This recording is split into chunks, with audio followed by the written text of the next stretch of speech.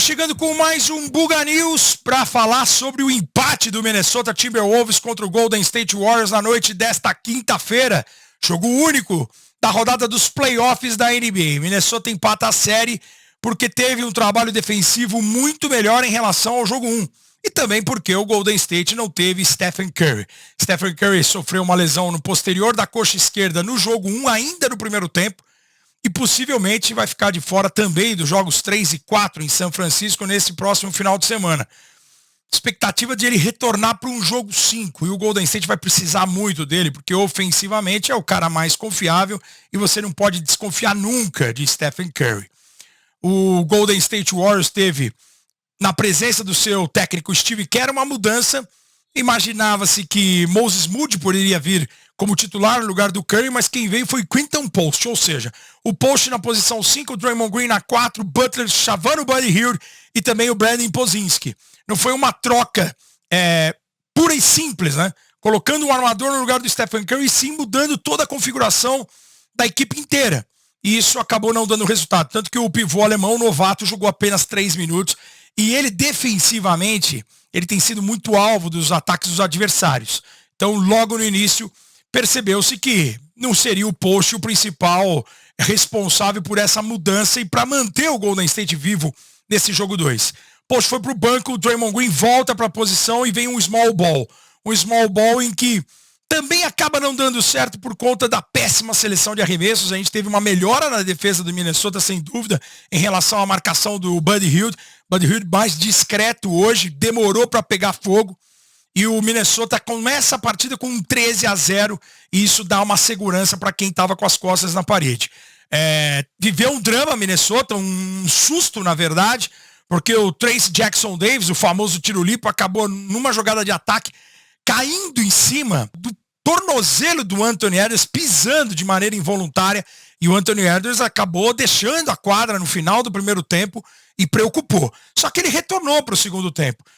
Uma movimentação ainda lenta, mas voltou a tempo de poder fazer grandes jogadas individuais e comandar também o Minnesota a vitória número 1 na série. Gostei demais do Nickeil Alexander-Walker vindo do banco. Gostei do Naz Reid e do Donte DiVincenzo. Os 3 que vieram do banco com aproveitamento do perímetro. Se você for olhar, são 10 bolas combinadas, convertidas para eles 3 que vieram do banco de reservas. No primeiro jogo, por exemplo, o Golden State dominou amplamente rebotes e sofreu apenas 5 bolas de 3 durante todo o jogo. E só os bancários de Minnesota nesse jogo 2 conseguiram 10. Naz Reid 3 de 8. Donte DiVincenzo 3 de 8 e principalmente o Alexander Walker, o primo do Shea, 4 de 6, terminou com 20 pontos, um dos 3 jogadores a alcançarem pelo menos 20 pontos pelo lado dos Timberwolves. O Anthony Edwards termina com 20 pontos, com 5 assistências, 3 roubos, 9 rebotes, porém arremessando menos. Eu não sei se pro fato de jumpear, de pular para fazer um arremesso, a movimentação do Anthony Edwards, ela pode ter sido prejudicada. Ele falou no final do jogo que está se sentindo super bem, que o tornozelo está ok, e não ia falar outra coisa, até para não alimentar o adversário com grandes notícias. Gostei do Julius Randle, 24 pontos, 11 assistências, 7 rebotes, foi um grande jogo do Julius Randle, um jogo sólido, desde o início, regular, aproveitando muito bem os mismatches, mas gostei também do Jaden McDaniels. McDaniels, ele é o seatbelt, é o cara que tranca defensivamente, é a cara da defesa desse Minnesota Timberwolves, teve 3 tocos, 3 roubos de bola, 16 pontos, começou matando bola de 3 no começo, isso dá uma segurança também, e ofensivamente é um cara muito difícil de ser marcado. O Golden State Warriors não tem. Você tem o Draymond Green podendo marcar qualquer jogador, mas a partir do momento que você tem Naz Reid, que você pode ter o Rudy Gobert próximo à cesta, mesmo não sendo acionado, o Draymond Green normalmente ele costuma ser utilizado dessa maneira. E o McDaniels aproveitando muito bem mismatches, né? Sendo marcado por Moody, por Brandon Pozinski, cara agressivo, procurando a cesta fácil, teve 7 de 10 nos arremessos, teve aproveitamento. Eu acho que o aproveitamento no geral foi a grande chave, né, dessa vitória aí. A seleção de arremessos, de colocar a bola na mão de quem realmente estava bem no jogo, e Minnesota fez isso com a maior parte do tempo. Golden State Warriors no terceiro quarto voltou com a formação que eu já imaginava. Por quê? Porque o Kuminga no segundo quarto entrou E voltou a ser aquele Kuminga jovem, confiante, agressivo, acertou seus primeiros 8 arremessos de quadra, ele volta como titular no início do terceiro período e a diferença que chegou ali a casa de 15, 18 pontos, ela cai para 7 pontos. Mas aí são os turnovers, né? Erros em sequência, 3, 4 ataques com erros cometidos, erros individuais, erros de posse, estouro de posse de bola, e o Golden State não teve força. Aí pesou também o calendário, 7 jogos contra Houston, sem o Stephen Curry, sem o seu verdadeiro líder, e aí o time acabou naufragando e vendo o adversário abrir 25 pontos, que foi a maior vantagem do jogo. 117-93. O resultado assusta? Não, porque tá 1-1 a série. Aquilo que eu falei para Denver e Oklahoma.